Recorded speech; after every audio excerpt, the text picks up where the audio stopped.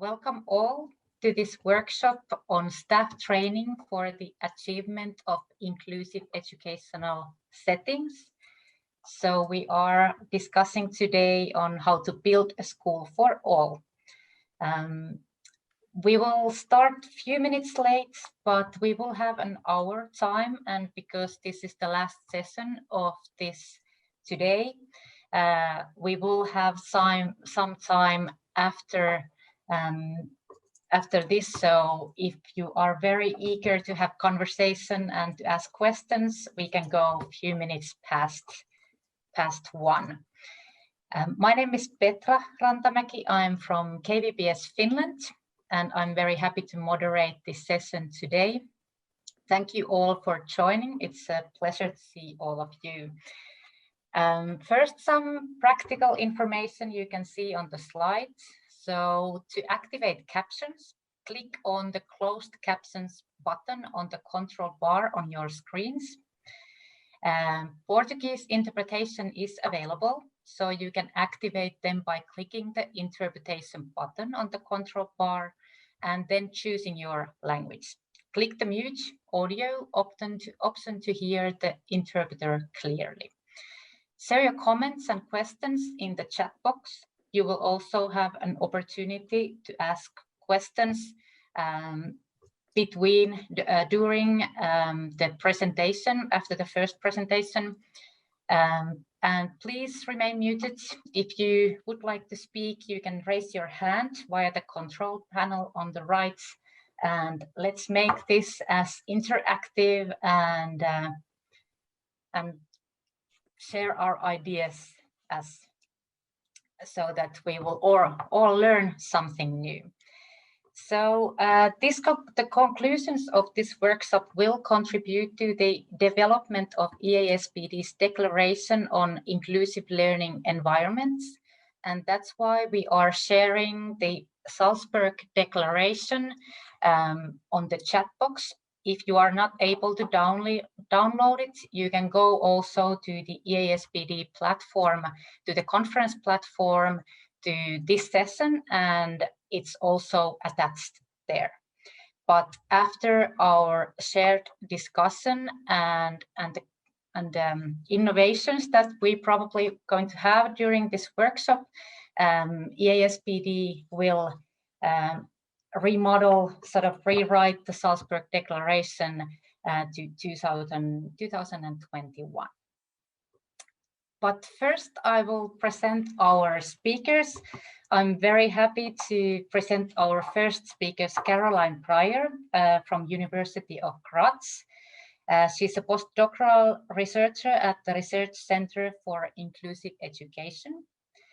Then we have also from the University of Graz, Professor for Inclusive Education, Barbara Kastkajer-Klipera, and also a Director of Rehabilitation Services from ARKIL, Juan Canosa Diaz.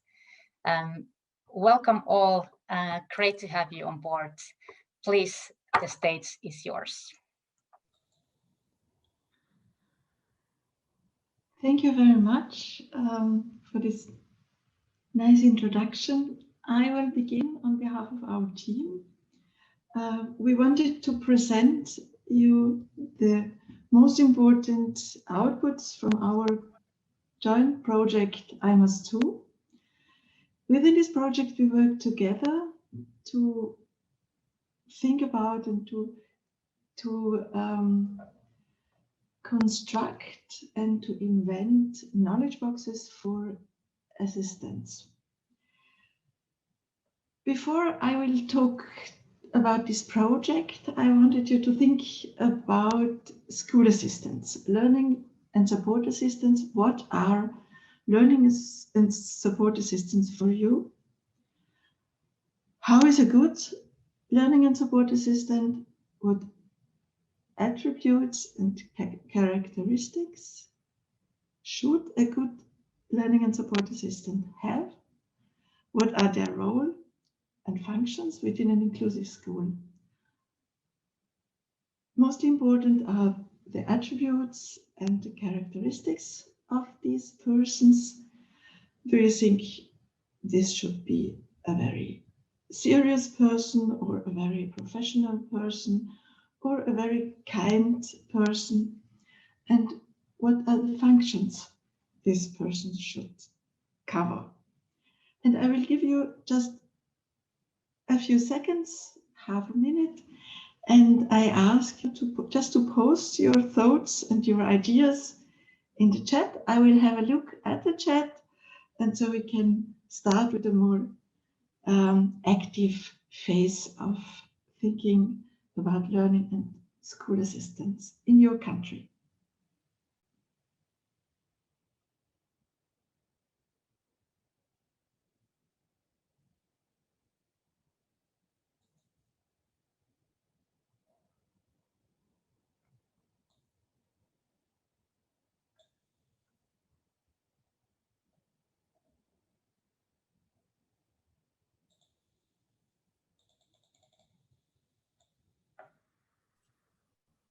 Could you maybe repeat your questions once again, Barbara? Yeah. The question was, what is a good learning and support assistant for you? Which are the attributes and which are the functions? What a good learning and school assistant should have.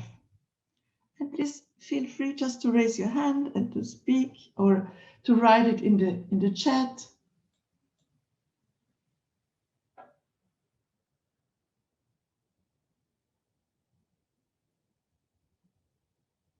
Or if you don't like to write it in the chat, we can also have a look at what do young persons think about these questions. Who are the learning and school assistants in the school? What do children think? What do students think? And we've brought you a little picture. And now maybe you can see the difference between your thoughts and the thoughts of students, and how concrete and how vibrant the aspects of the children are. So let me say, some of them think they should understand what I'm saying. They should be a person with full of respect, friendly, fun, strong. And we think that these attributes are very important aspects for learning and support assistance. But on the other side, they have also an aspect of professionalization, and they should fill in the school a very professional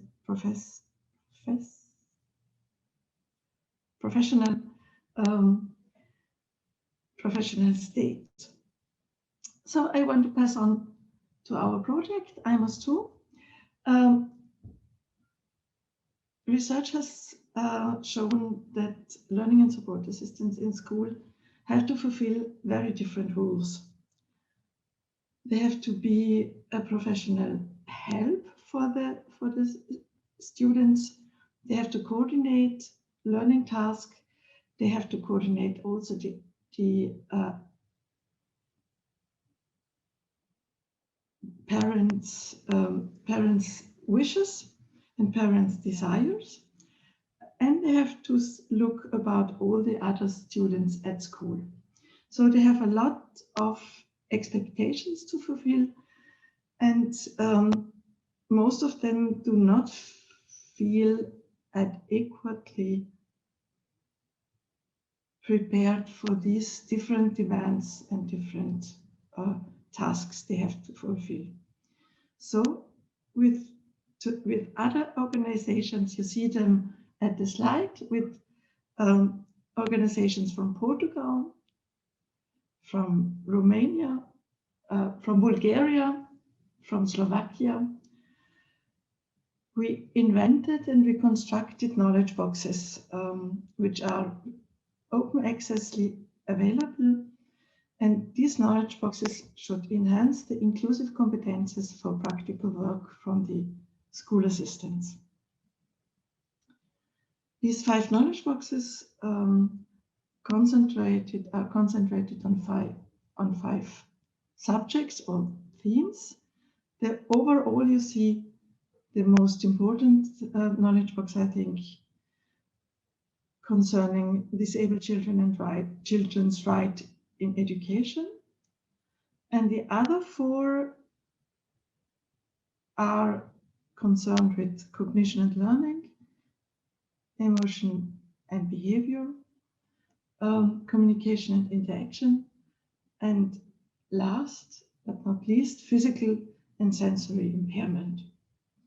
So each of these knowledge boxes has a different subject, but the concept from all these knowledge boxes is very similar. Within each knowledge box, you can find theoretical information about disabilities, about their symptoms, diagnostics, causes, and possibilities for supporting the children and students. You find practical examples for handling challenging situations in school, and you find a variety of methods with text for self-study, videos, interviews with teachers, with parents, with the students themselves, and also with learning and support assistants. You find also case studies and field reports. The methodological aspects based on these materials are that these materials should be evidence-based or are evidence-based, and we develop many new materials together with parents, school assistants, and students. Normally, a child is seen from very different professional aspects. The health services see the child with certain health problems or health issues, as asthma or other health issues. The social or justice services see other aspects of a certain child, maybe homelessness, or who is looking after the child, or what about the parent. The education system, the educators see other sides of this child. How does the child read or write or spell, organization traits, and so on. But in reality, all of these components are part of this child, and the child is not little pieces, but the child is the whole reality of the child is all of this. The family, the health services, the education aspects, and all those are important when you want to see what for a certain child is necessary and what this child needs. Our knowledge boxes try to have a look on all aspects. They should be a flexible training opportunity which is available all the time for all the persons. The materials are available in 5 languages, in English, in German, in Bulgarian, in Portuguese, and Slovak. It's an open access resource on DLOT. You can access them. Each of you can register and access them on DLOT. You can learn with these knowledge boxes the time you have. It's free of charge, and you will get a certificate when you are able to get through the tasks a knowledge box asks you. The knowledge boxes are the result of a transnational cooperation and the active involvement of experienced learning and support assistants in the different countries, as well as the students with and without disabilities from all the partner countries. So there is various expertise in these knowledge boxes and various countries and various aspects you can find in these knowledge boxes. And for the concrete knowledge box, I will pass on to Carolina, who will explain you the disabled rights, children's rights in education. Thank you. So let's move on with a short overview of all the 5 knowledge boxes and the topics that are addressed within the knowledge boxes. So the first knowledge box, the basic knowledge box, as Barbara already said, is the knowledge box on disabled children's right in education.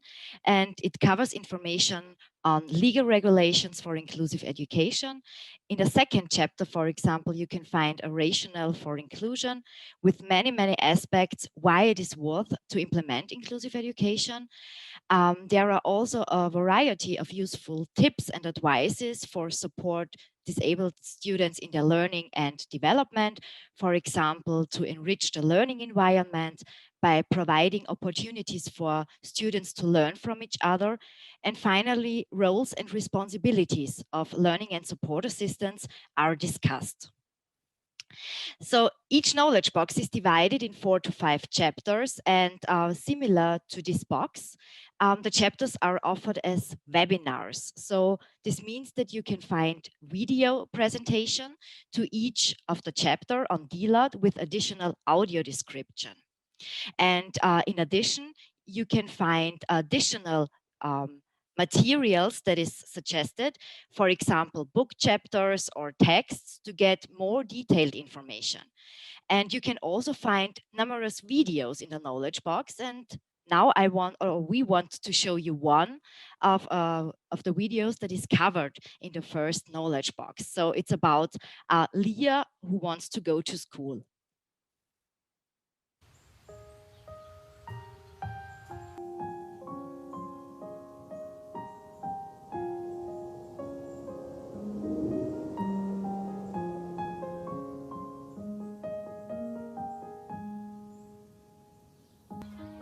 Once there was a girl named Leah. It was her first day of school. She was about to go with all the other kids. But a signpost stopped her. You're going the wrong way. Here, follow me. They led her to a special class. Why do I have to learn here? Leah asked. Because you are special.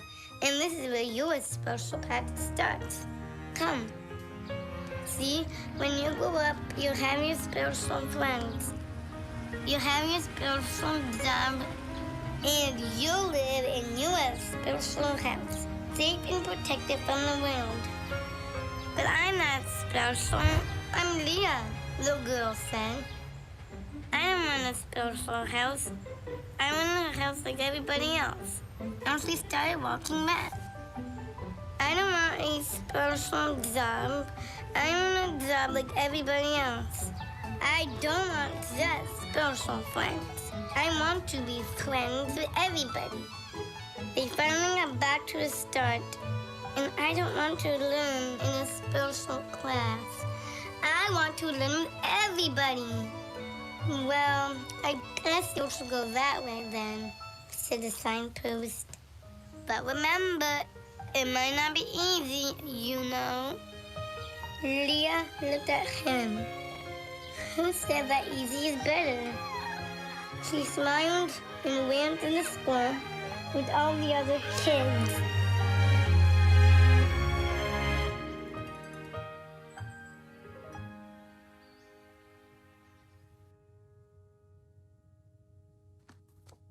Let our story begin the right way.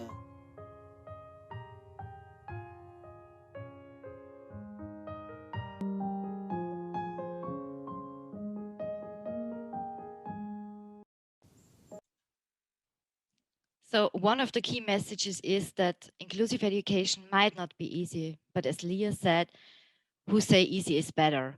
And inclusive education has to start in our minds to remove barriers and to avoid labeling students from the outset as special students with only special options.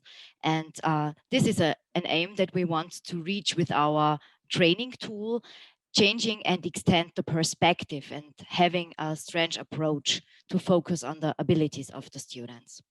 And in the next box, you can find information about different types of physical and also sensory impairment. And there are various advices for supporting students with these kinds of disabilities and also with multiple impairments better.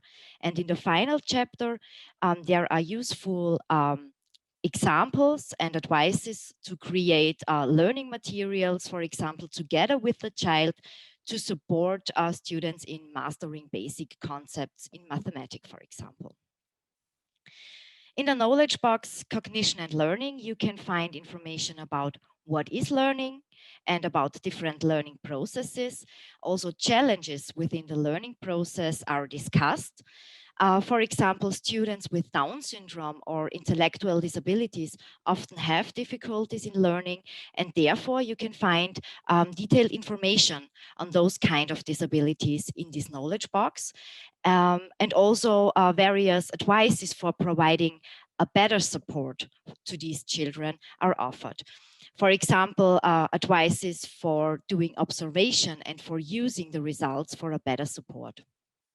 Also, different learning boosters are discussed. And finally, you can find a variety of learning materials, practical learning materials and ideas for supporting students' learning. And here, the learning material is divided to different subjects.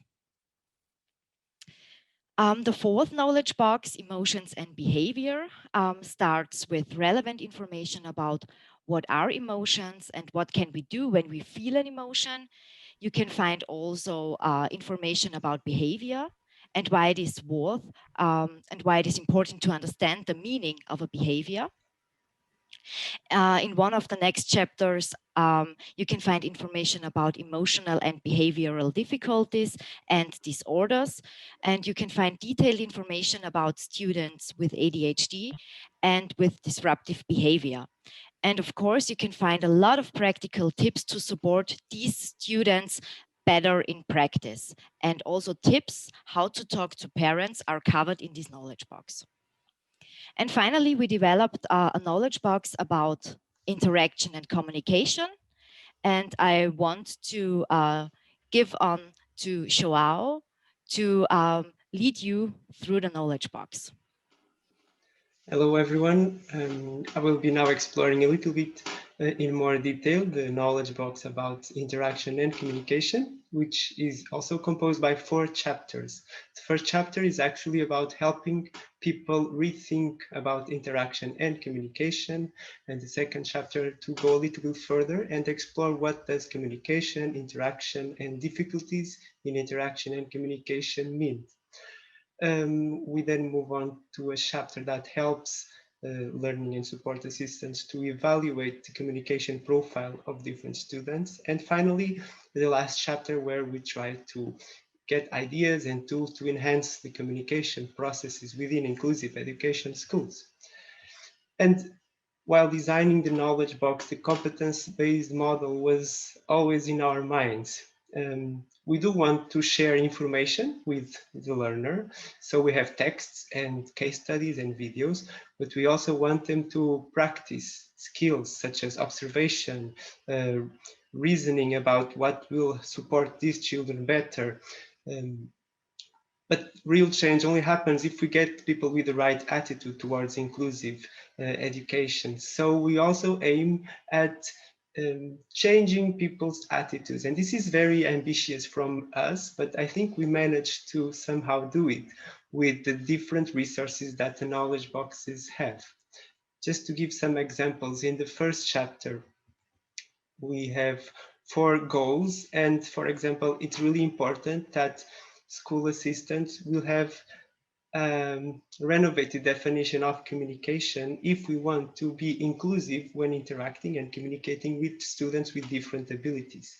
And we have different videos. This is a very funny video. It's available online. We did not create this one, yet we do use it. It's not even related to disability.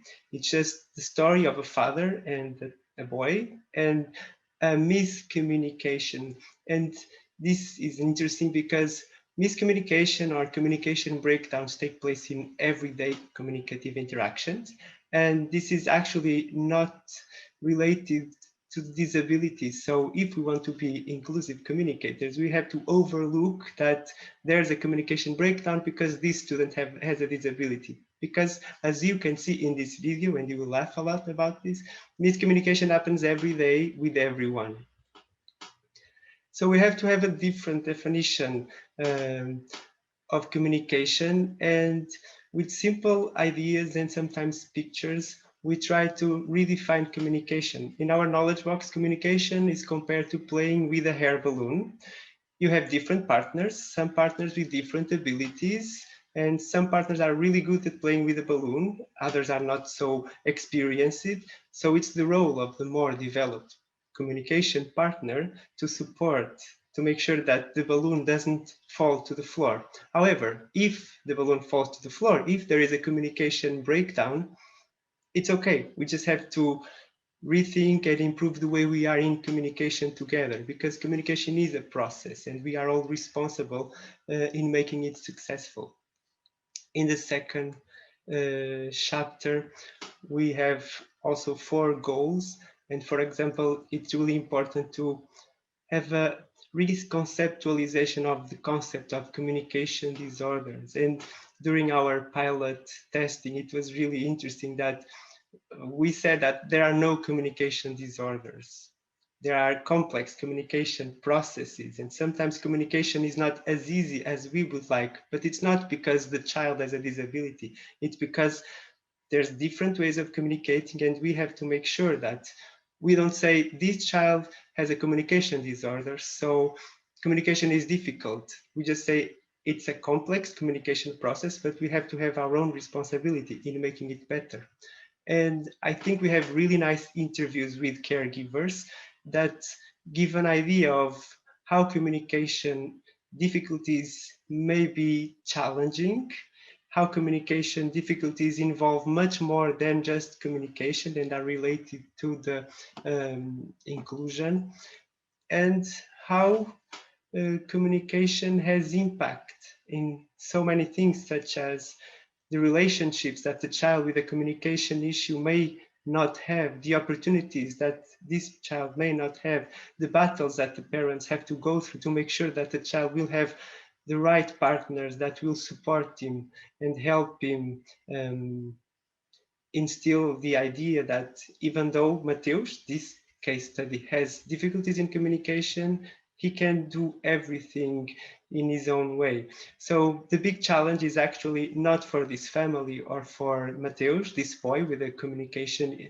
difficulties. It's actually for the society. How can we improve our society so that everyone can feel included in communication and in all the other participation processes?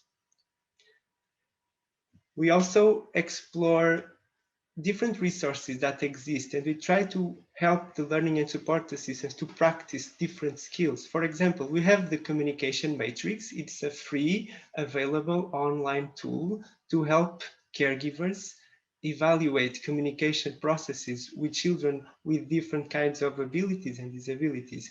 And with our own case studies or with the case studies from the learner school, we encourage them to practice this skill, observing and analyzing how the children communicate. And last but not least, we also bring the subject of the right to communication access and the importance of the teams in the schools to create resources to make communication access possible. And we share very simple resources such as communication tables and some videos where these kind of communication tables are being used with children that are not able to communicate using speech. And we share more complex resources, as well as we connect our knowledge box to different kind of available online resources so that the school assistants can create their own resources within their own teams and schools. And I will pass now the word to Caroline and Barbara.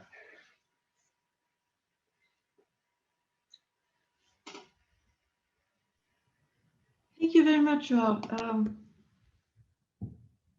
Any questions? We have prepared some questions for you when you don't have questions for us. see them at the last slide. I think it's now the time to connect your specific situation to that what we developed in this project. So we thought it would be nice to discuss maybe which topics are of particular relevance for you and your school. What do you think are the challenges you are facing in your practical work? What you think would be needed? But your questions, when you have any, please please ask. I have just a look at the chat because your questions are the more important.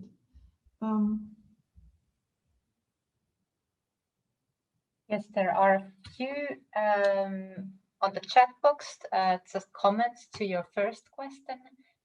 But if anyone would like to ask something or comment on this, what are the particular relevance in your school or in your daily work, or how do you handle critical situations?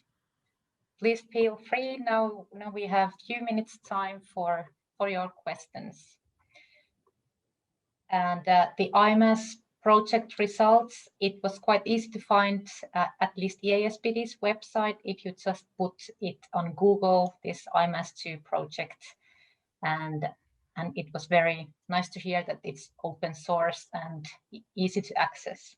So please go ahead if you have any questions. We are very happy to hear them. I wanted just to sum up what I found in the chat. Thank you for posting that. You posted also answers to my first question. Thank you for that. For the attributes and the functions questions, I think it was a little bit short time that we could give you to think about it. Open-minded, flexible, understanding, able to take and understand the child's perspective, to be able to identify hindrances for participation and find ways. Solution-oriented, that's very, very important aspects for learning and support assistance. And we should have a critical look also on that, because participative research shows that the children not always perceive the assistance like that. I think it's a vision, but it's not reality in all countries and in all schools. Depends on the background content, a concept that's in any way any educational professionals should be child-centered. Yeah, that's very. Thank you for that, for pointing on that aspect. Involve all stakeholders in the students. That's a really important aspect. But our question is how prepared are our teaching and school assistants for organize this professional field and for coordinate, for being responsible for the cooperation between all partners. As you all probably know, this is not a very simple task. Have an understanding of the concept of inclusion is important, yes, and find ways for participation. Be supportive, assist social communication. Thank you for that. It's very important. See strengths, talents, and abilities. Yeah. And the next question is a question to our team. We'd like to know if you have practical experience in universal design learning methodology. We tried to respect the critical content of the universal design learning methodology, but we were not able to follow the principles in all our materials. That's a little critique we ourselves put on our knowledge boxes. I think we could follow the principles in most of the materials, but not in all. What have been the resistance to being accepted by the teaching staff? Yeah, I think that's a very important question. Maybe I can also give it to you. What are your experiences? Do you know useful resources for teachers for their training? I think some of our resources can now also be useful for teachers for their training. Maybe not all. Some of them are too. We try to keep them as practical and as simple as possible. But some of the resources, maybe Joao can answer this question. I think some of the resources are also useful for teachers. That's my opinion. I do not know what you think. I think many of the resources are useful. I was more closely related to designing the knowledge box about communication and interaction, and I must say I did not refrain myself from using all the resources I thought would be useful for good communication partners to be trained, to be prepared, and so my thought was a school assistant should be as prepared as a teacher in order to be a good communication partner. And as I've seen with teachers from Portugal that have taken the courses, they are finding them also very useful. Thank you very much. And I guess that if one of the participants, if you really like the IMAS project results, I guess you can contact EASPD if you like to translate those to your own language. So I think that Rachel, would that be possible if somebody would be interested? Yeah, I'm sure it would be. Yeah. Yes. Okay. Thank you, Barbara, Juan, and Caroline, for your presentation. For me, it was the beginning of the presentation was very powerful. So when you asked that how to get to know the person as a whole, and I think that that's one of the key questions here. Next, I will introduce Michael Longino, Head of Innovation and Development from CHASB. He will present us the Salzburg Declaration in a few minutes, and after that we will have an opportunity to have shared discussion on how the world has changed since 2015 when it was developed, and what is missing and what we would like to add to that. So Michael, please, it's your turn now.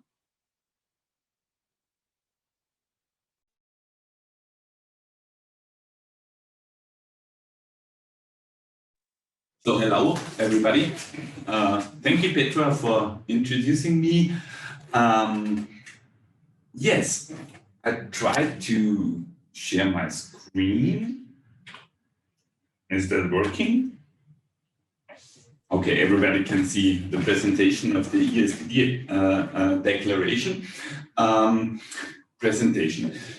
I will try to do my best to give you a short overview in only a few minutes because we need some time to discuss afterwards. So you will see a lot of information on the presentation, but I will not tell you everything which is on it.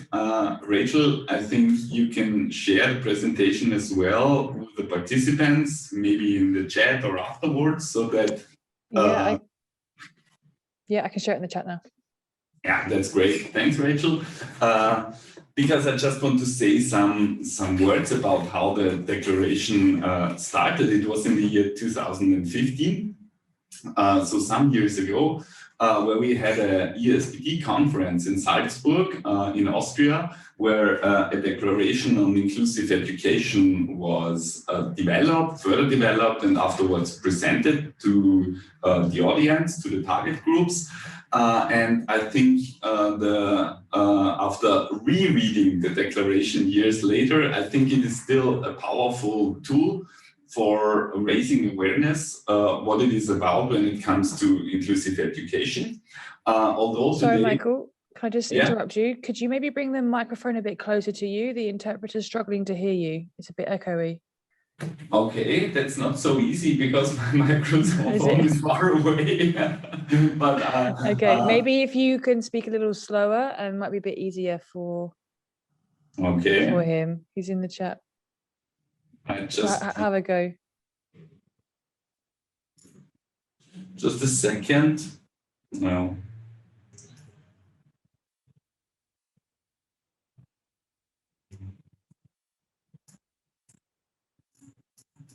No, it's not possible for me. I will try to speak a little bit slower. Sorry. What I said is that still the declaration from 2015 is a powerful tool to raise awareness, but now we are confronted with a new situation in the year 2021. And the idea is now during this conference to bring new aspects to that declaration, to update the declaration, and to have your voices heard, what you as participants of the conference and also as speakers of the conference are thinking what is important to have a statement on inclusive education. So what is new 2021 compared to 2015? Of course, we are facing the situation of COVID-19 and its impact on schools and educational institutions. We are living in times of a digital transition. And of course, we have to reflect constantly the role of education in an inclusive society. So I think it is very important to have a discussion about this today. Here you see a lot of barriers on the way to inclusive education. I think you are all experts about that. You all know barriers in your daily work and daily life when it comes to inclusive education. But we are here in a workshop related to workforce development. So I want to highlight what the declaration in 2015 said about staff development, workforce development. There was the demand for having more training to teachers and also staff like school assistants in educational systems. There was also the demand for having good practices shared, like we are doing right now, also with the IMAS II project. And of course, it is about sufficient financial support, especially for mainstream educational settings, so that inclusive settings can come to the full development, because it's not so easy just to say we do not need special settings. We need good frameworks, good, let's say, conditions for having inclusive education in mainstream schools. That's very short about the declaration and the key messages around workforce development.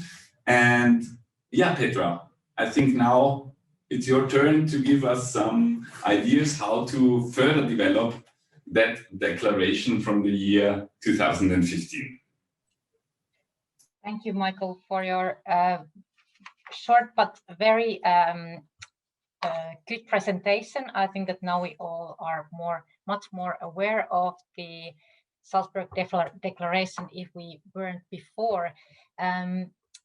I would like to ask from the participants that what do you think? What has changed since 2015 in the learning environments, and how we should reflect that when updating the declaration? Of course, we have had the pandemic. It has had a huge effect to all of our work, and also to the education, and also the technology has, because of the pandemic, but also otherwise, has had a huge impact and will have in the future.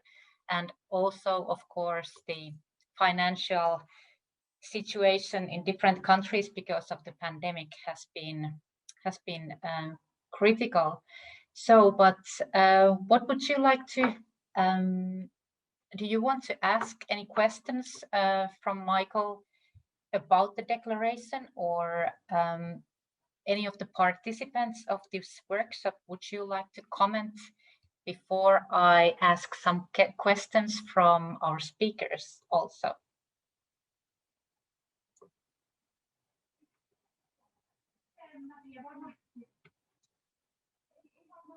So if there aren't any questions at the moment, I would like to ask from you, Caroline, what has changed in your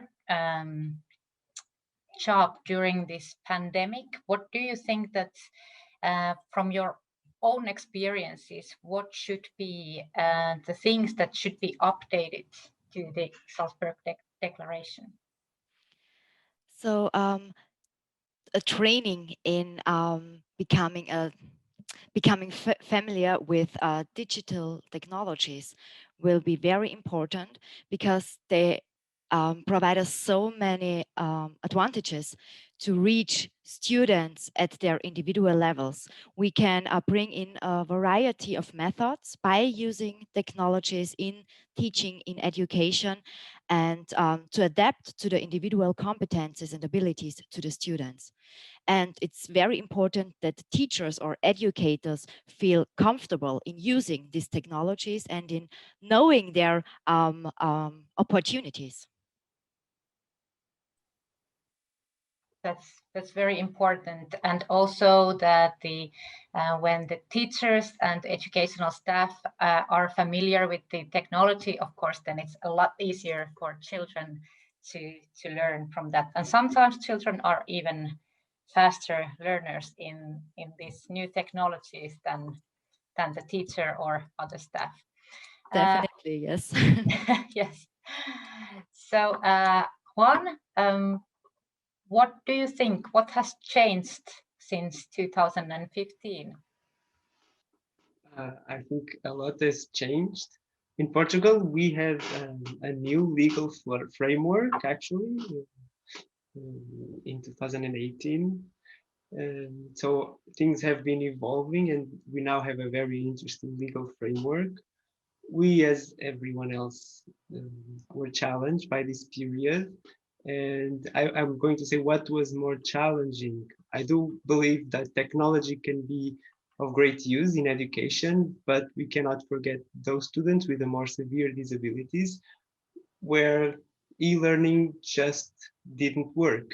And in Portugal, we had to find in Portugal and in our region in particular, we had to find different ways, because we do lose all the multisensory aspect of learning with the e-learning that is so important for the students. But I do not have an answer on how to cope with this. We went to their houses, we brought them to school. I think it was less inclusive in some ways, but probably the best for some students. Thank you. And it's always very important to make sure that all are included and to find different ways on how to support different pupils with different needs, so that if we don't find the suitable technical solution, then we will find another way.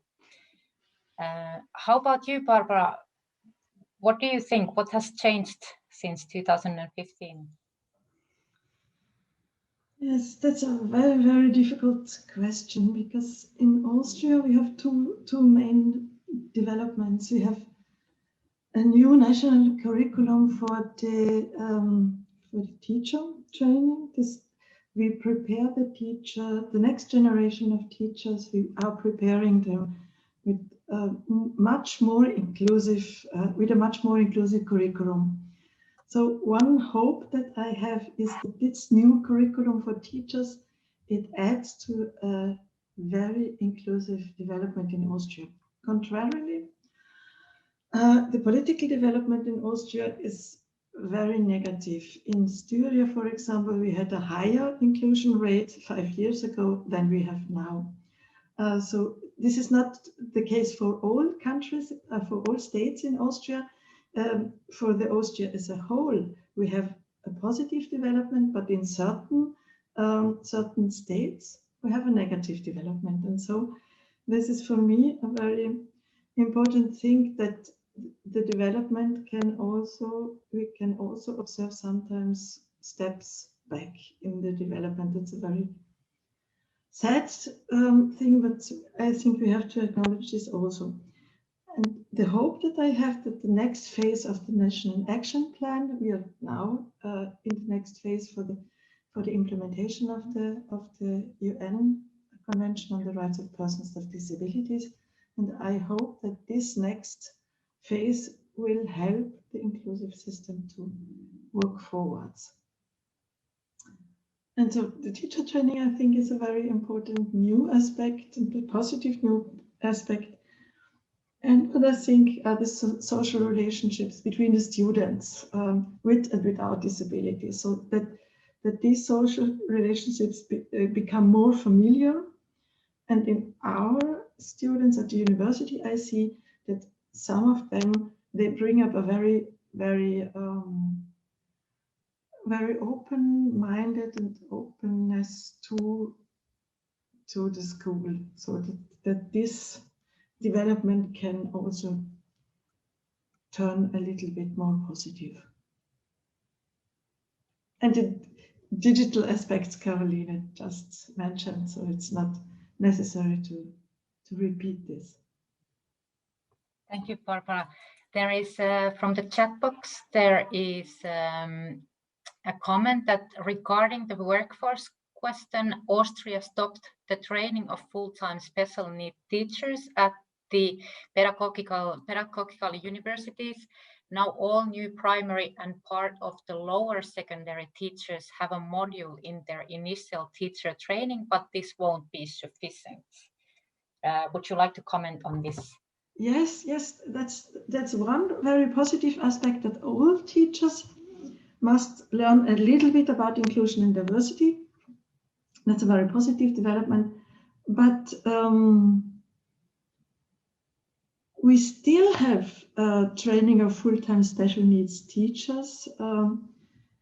This is an interesting aspect, that although the training stopped at the pedagogical universities, the training that the teachers have now, when we look at the hours they have to learn within the curriculum, they have now much more hours for inclusive education in their curriculum than the special education had before.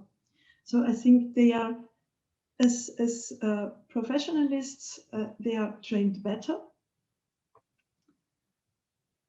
And the curriculum is in many of the states of Austria is a curriculum which is together.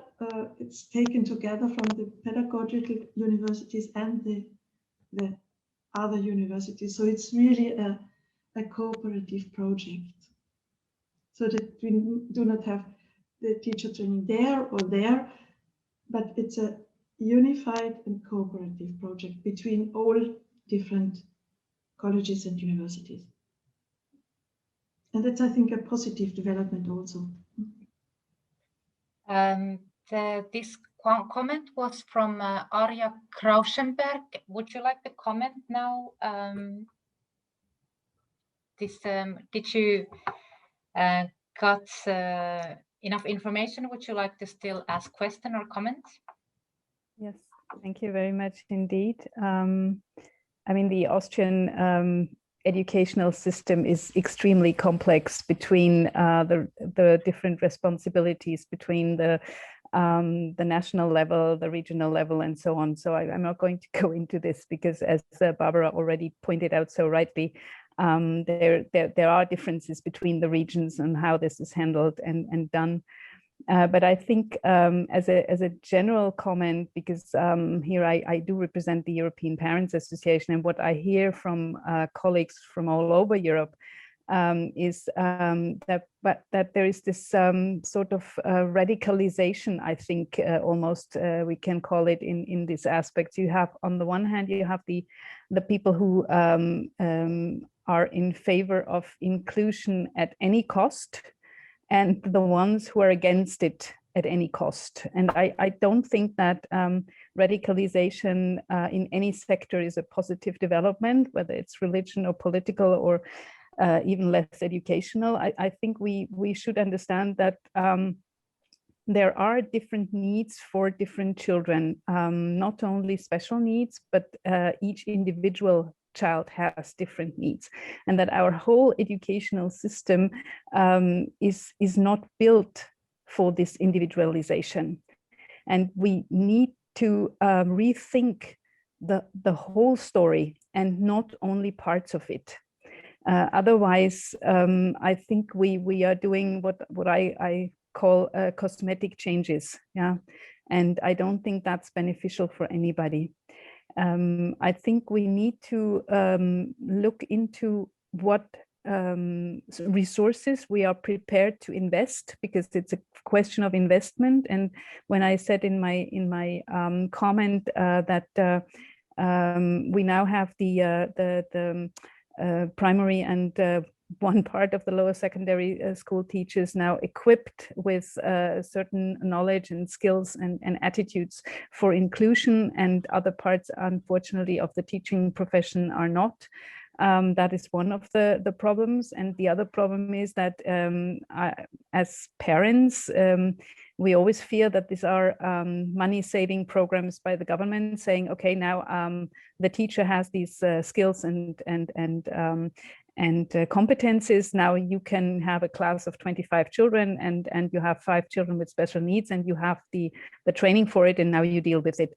That is still just one person with 2 hands, 1 mouth, and can only deal with certain things one at a time. So if we don't provide them with additional help, and substantial additional help, I don't think that this will work for all children. I'm very much afraid. So I think we really have to insist that all these new and very positive developments have to be accompanied by the adequate investment. Thank you. Thank you very much for your comments. Michael, would you like to comment on what is needed at the policy making level? So Petra, yeah, thank you. Thank you very much, Arya, for your statement. I can totally subscribe what you have said. And when it comes to workforce development, I think we also have to think about support systems, like social service providers are offering it in several countries in Europe, in addition to the educational system. And what I think is that still the educational level of that supporters of the very important part of the school, they are not in focus. We talk a lot about the educators, the teachers, and I think it's very important that all the teachers, not only the special needs educational teachers, had an idea about inclusive education, as Barbara already said. But I also think that the support systems who are working together with the teachers, with the school community, that we have to highlight also the need of that professionals, and we have to take care that there are enough hands and enough mouths and enough resources in a way in school that we can support. And I totally want to highlight what Aya said, all the pupils in class.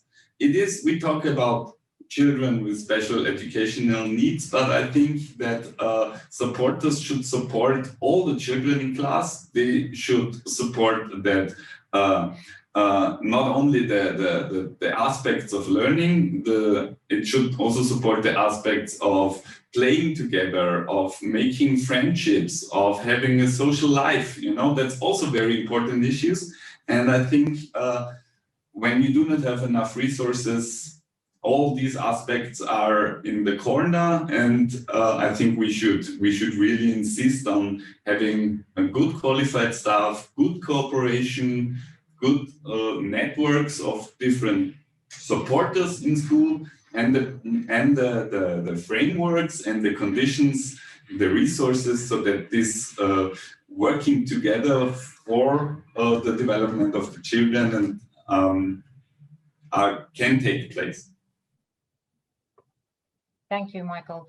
And then Juan, you had a comment on this.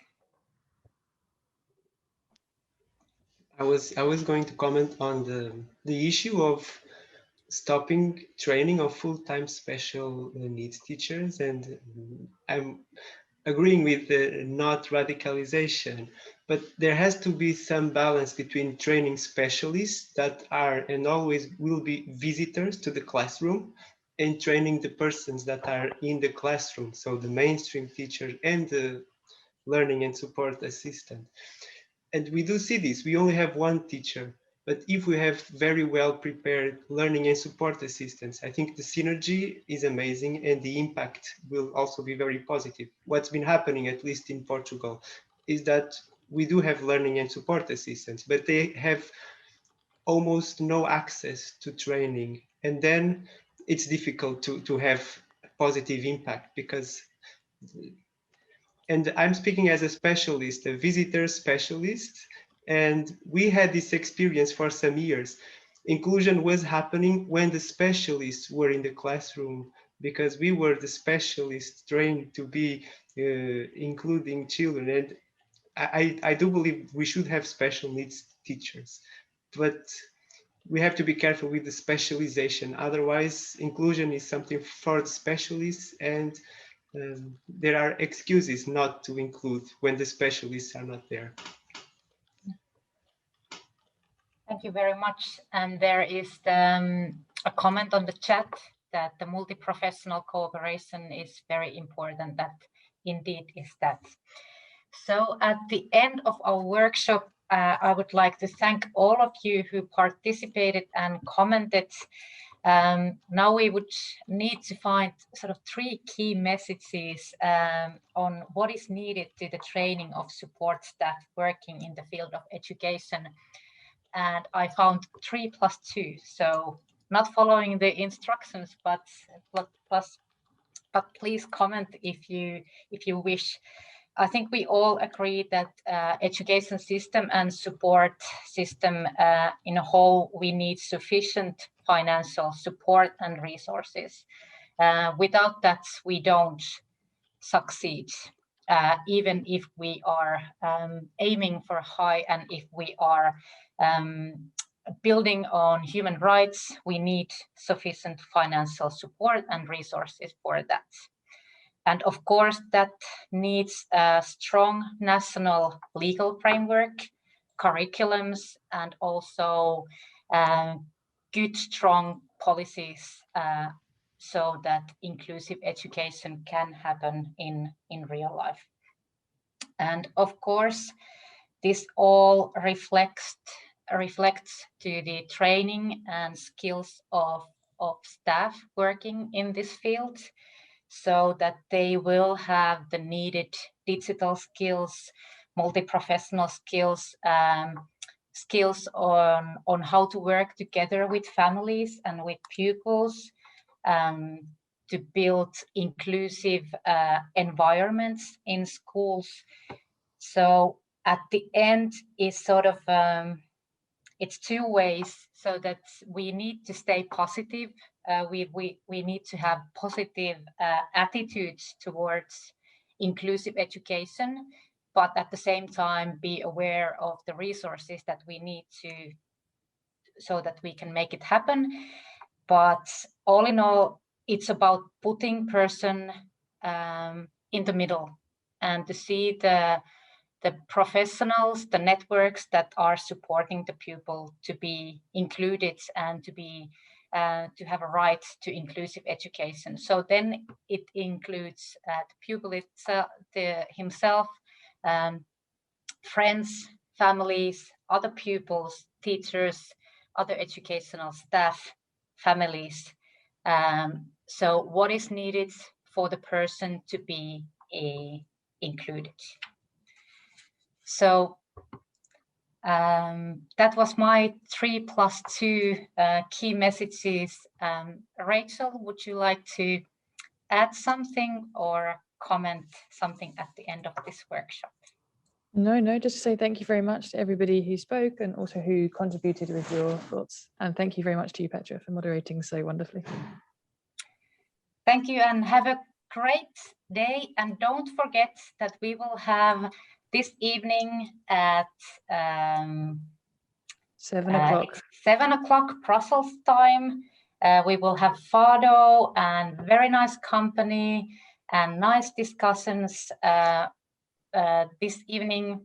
So there is more information. So perhaps we will all meet again this evening at 7. Thank you very much, everybody. Thank you. Bye. Thank you. Thank you.